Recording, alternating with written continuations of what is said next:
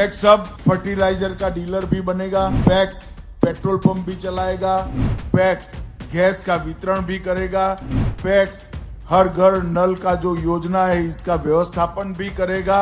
कई सारे काम पैक्स के साथ जोड़ने का काम किया। परम गुरु भक्त भाजपा नगर मंडल अध्यक्ष एवं उपाध्यक्ष नगर पालिका परिषद खुरई आदरणीय बड़े भैया श्री राहुल चौधरी जी को जन्मदिन की हार्दिक शुभकामनाएं। सौजन्य जैन युवा महासंघ खुरई। आज के इस महत्वपूर्ण कार्यक्रम में मेरे साथ मंच पर उपस्थित मध्य प्रदेश के यशस्वी मुख्यमंत्री डॉक्टर मोहन यादव जी,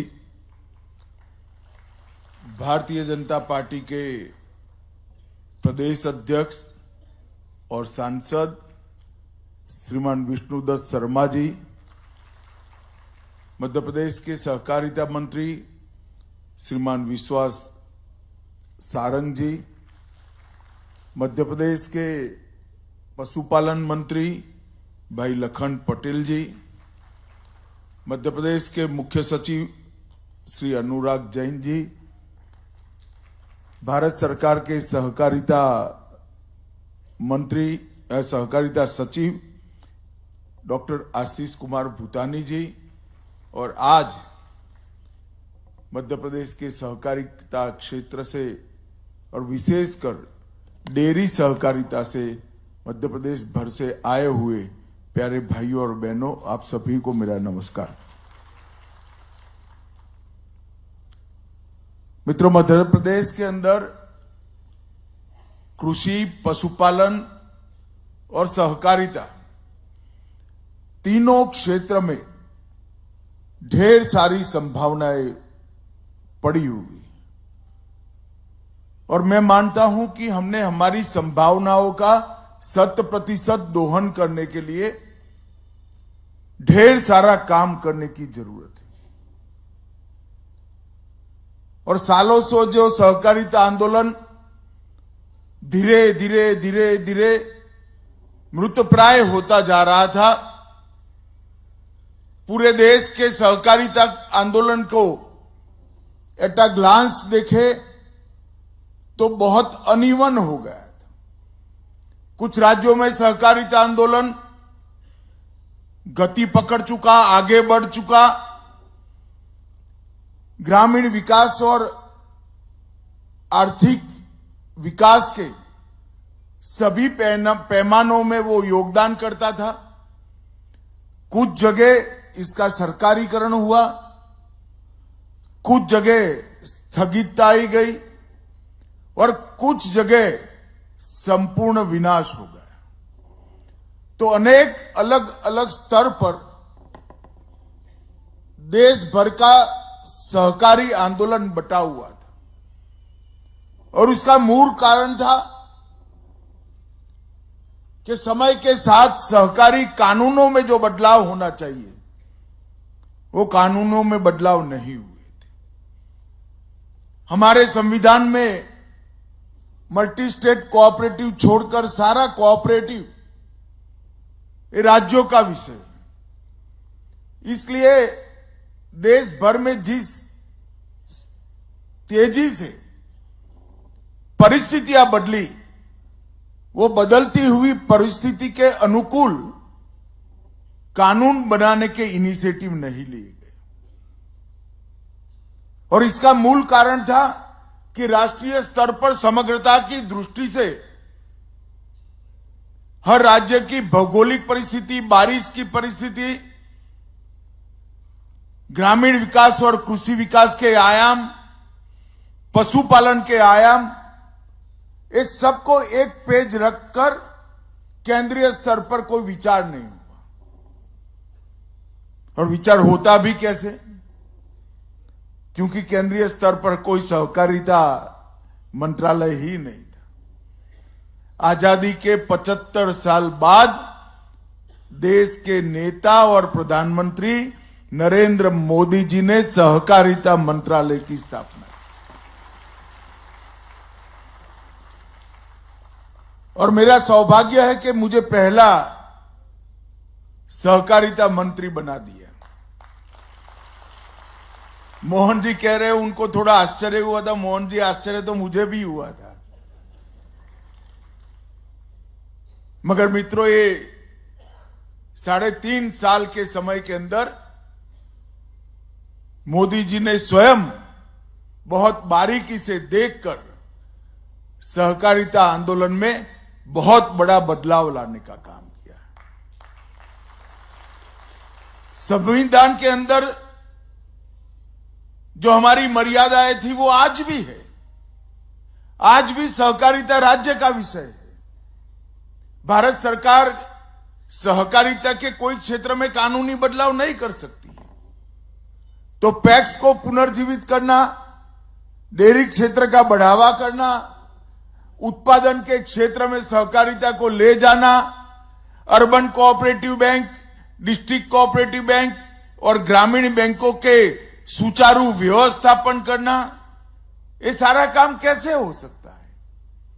सहकारिता मंत्रालय ने सबसे पहला काम किया, प्राइमरी सोसाइटी, जो प्राइमरी एग्रीकल्चर सोसाइटी के नाम से जानी जाती है, इसके लिए एक मॉडल बायलॉज बनाए और मॉडल बायलॉज को सभी राज्य सरकारों को भेजा।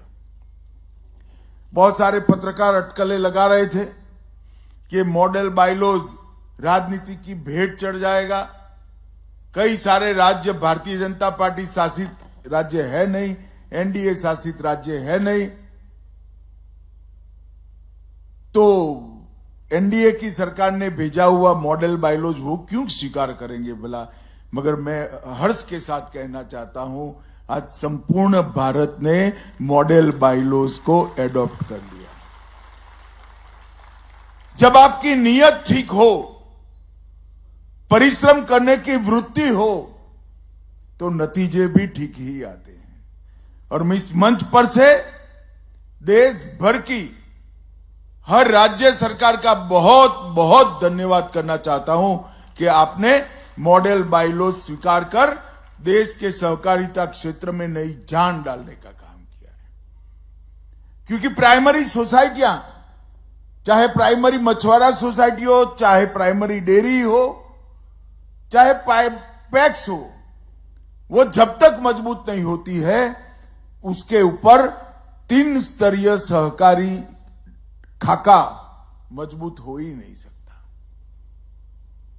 और पैक्स जो एक समय केवल और केवल शॉर्ट टर्म एग्रीकल्चर फाइनेंस का काम करते थे, जिसमें करीब करीब आधे % का उनको मुनाफा होता था, उसकी जगह पैक्स आज 20 से ज्यादा काम करते हैं और 20 से ज्यादा कामों में आज पैक्स इन्वॉल्व हो गए। इसके माध्यम से पैक्स की इनकम बढ़ेगी। आज ही हमने एक पैक्स को मोदी जी की जो सस्ती दवाइयां हैं वो दुकान का लाइसेंस दिया। पैक्स जल वितरण का काम भी करेंगे, पैक्स सीएससी का भी काम करेंगे। 300 से ज्यादा सरकारी योजनाएं पैक्स के कंप्यूटर पर आज लोगों के लिए उपलब्ध है। आपको रेलवे की टिकट करानी है तो कहीं और जाने की जरूरत नहीं, कोई एजेंट की भी जरूरत नहीं है, पैक्स आपको रेलवे का टिकट निकाल कर दे देगा। इलेक्ट्रिसिटी का बिल भरने के लिए, पानी का बिल भरने के लिए, जन्म और मृत्यु का दाखला लेने के लिए, 7 बार 8 का दस्तावेज लेने के लिए, किसी के लिए गांव के बाहर जाने की जरूरत नहीं, वो पैक्स से मिल जाता है। और ढेर सारे पैक्सों ने इससे इनकम जनरेट की। पैक्स अब फर्टिलाइजर का डीलर भी बनेगा, पैक्स पेट्रोल पंप भी चलाएगा, पैक्स गैस का वितरण भी करेगा, पैक्स हर घर नल का जो योजना है इसका व्यवस्थापन भी करेगा। कई सारे काम पैक्स के साथ जोड़ने का काम किया। और पैक्स डेयरी और मछुआरा समिति तीनों को एक कर एमपैक्स बनाने का काम ये नए बायलॉज ने किया। और देश भर के जितने भी पैक्स बने थे वो सबका केंद्र सरकार ने 2500 करोड़ के खर्चे से 100% कंप्यूटराइजेशन करने का काम किया। और मैं मध्य प्रदेश सरकार को बधाई देना चाहता हूं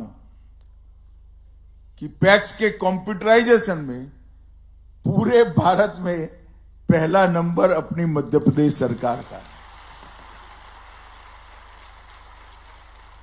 और पूरा कंप्यूटराइजेशन होकर डिस्ट्रिक्ट कोऑपरेटिव बैंक के साथ जुड़ा हुआ, नाबार्ड स्टेट कोऑपरेटिव बैंक के साथ जुड़ा हुआ, नाबार्ड के साथ भी हुआ और ऑनलाइन ऑडिट कर सके ऐसी व्यवस्था उत्पन्न हो गई, जिसके कारण पारदर्शिता आई। और ये सारे पैक्स जो कंप्यूटराइज हुए वो सारे भारत की 13 भाषाओं में किसान की भाषा में काम कर रहे हैं। किसान को बैंक अकाउंट देना है, मध्य प्रदेश है तो हिंदी में दिखाई पड़ेगा, गुजरात है तो गुजराती में, बंगाल है तो बंगाली में, तमिलनाडु है तो तमिल में दिखाई पड़ेगा। इस प्रकार का एक सुंदर सॉफ्टवेयर बनाकर भारत सरकार ने पैक्स के अंदर प्रस्तापित करने का काम किया। 3 नई राष्ट्रीय कक्षा की सहकारी समितियां बनाई, किसानों की उत्पाद को विश्व के बाजार में बेचने के लिए एक्सपोर्ट कोऑपरेटिव बनाया, ऑर्गेनिक प्रोडक्ट वाले किसान को, जिसने अपना एक खेत को ऑर्गेनिक कर लिया है, उसको ज्यादा रेट मिले इसलिए राष्ट्रीय स्तर पर ऑर्गेनिक कोऑपरेटिव बनाया।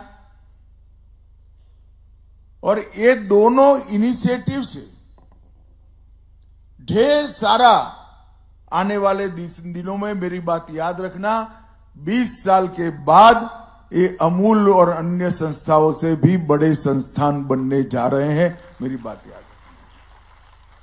इसके साथ एक बीज के लिए कोऑपरेटिव बनाकर, अभी बीज की खेती बड़े किसान ही कर सकते हैं, क्योंकि प्राइवेट कंपनियां बीज का प्लॉट देती है तो 4 हेक्टेयर मिनिमम रिक्वायरमेंट रखी है, परंतु हमने 2.5 एकड़ की जोत वाले किसान को भी बीज की खेती के लिए, बीज की कोऑपरेटिव के लिए मौका देने की शुरुआत की। और भारत के जितने भी मीठे बीज हैं, नॉन हाइब्रिड बीज हैं, इसका संरक्षण और संवर्धन ये हमारी बीज कोऑपरेटिव कर रही है। मित्रों, ये तीनों कोऑपरेटिव के माध्यम से किसान को अपनी उपज का उचित दाम भी मिलेगा, विश्व के बाजार में किसान को जाने के लिए एक प्लेटफॉर्म मिलेगा, और जो मुनाफा होगा, चाहे एक्सपोर्ट का हो, ऑर्गेनिक का, वो कोऑपरेटिव डेयरी की पैटर्न पर किसान के बैंक अकाउंट में आना पई के साथ जमा हो जाएगा। इसका मुनाफा किसान को मिलेगा, व्यापारी को नहीं मिलेगा। ये बहुत बड़ी उपलब्धि हमने की। सहकारिता के अंदर प्रशिक्षण के लिए सहकारिता विश्वविद्यालय भी बनाया। हर क्षेत्र के तज्ञ वहीं से निकलेंगे, जिसका स्वभाव ही सहकारिता का होगा, चाहे वो अकाउंटेंट हो, डेयरी इंजीनियर हो, पशु का डॉक्टर हो, कृषि वैज्ञानिक हो, ये सारों को ट्रेन कर हम वहां से बाहर निकालेंगे। मित्रों, आज मैं एनडीडीबी और मध्य प्रदेश के फेडरेशन के बीच के एग्रीमेंट को, उसका साक्षी बनने के लिए यहां आया हूं। काफी अच्छी बात हुई, परंतु मध्य प्रदेश के अंदर 5.5 करोड़ लीटर का उत्पादन है, जो देश के 9% है, और उसमें से सहकारी डेयरियों के अंदर 1% से कम दूध आ रहा है। इसको मध्य प्रदेश फेडरेशन ने ये अनुबंध के तहत एनडीडीबी के साथ रहकर आगे बढ़ना है। अभी लक्ष्य मुझे बताया गया कि 12 लाख लीटर से 24 लाख लीटर करेंगे, अब 24 लाख लीटर करोगे तो 5.5 करोड़ में से 24 लाख लीटर। जब किसान अपना दूध ओपन बाजार में बेचने जाता है तो हम सब जानते हैं इसका शोषण होता है।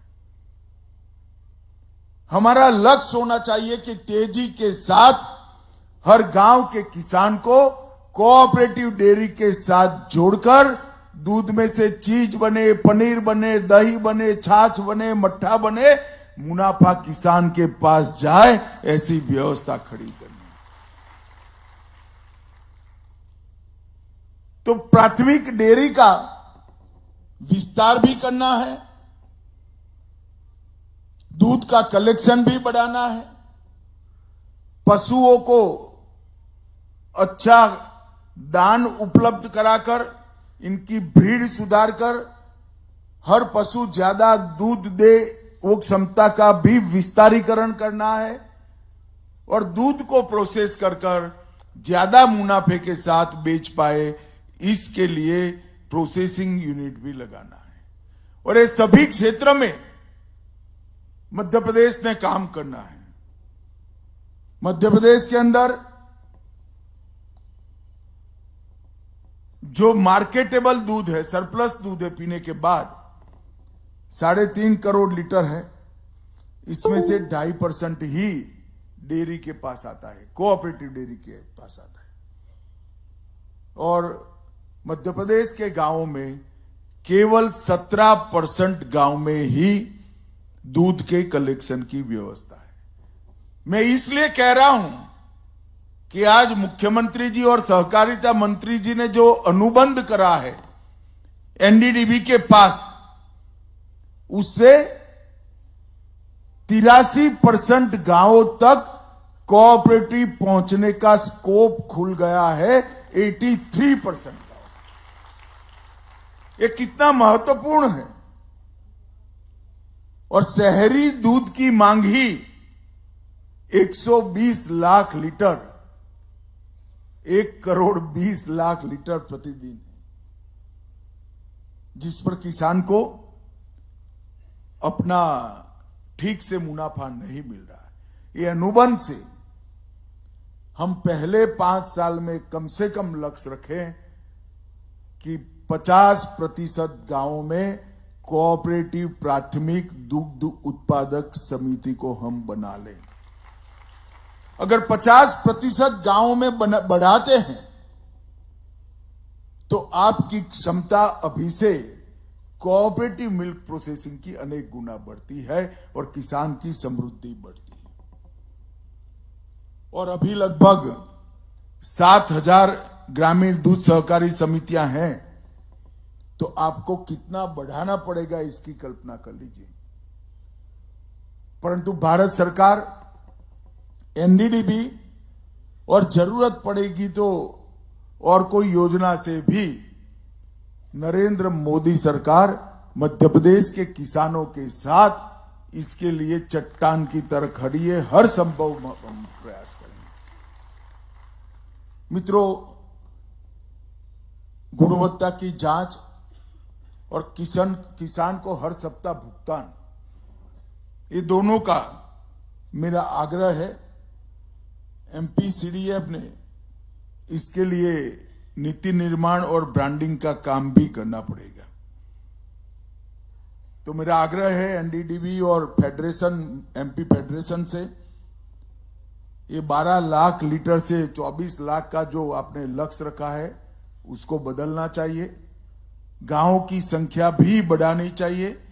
मध्य प्रदेश में अब सुशासन है। कांग्रेस के जमाने में जो कोऑपरेटिव मर गई, इसको जिंदा करने का ये स्वर्णिम अवसर है। मध्य प्रदेश ने इसका उपयोग करना चाहिए।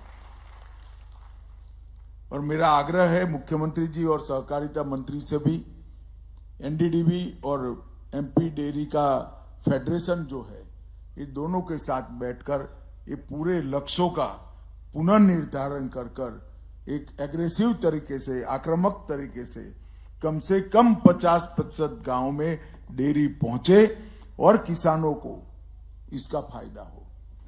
अगर इसके लिए फाइनेंस की जरूरत है तो भारत सरकार का एनसीडी निश्चित रूप से आपको फाइनेंस करेगा, मदद भी करेगा।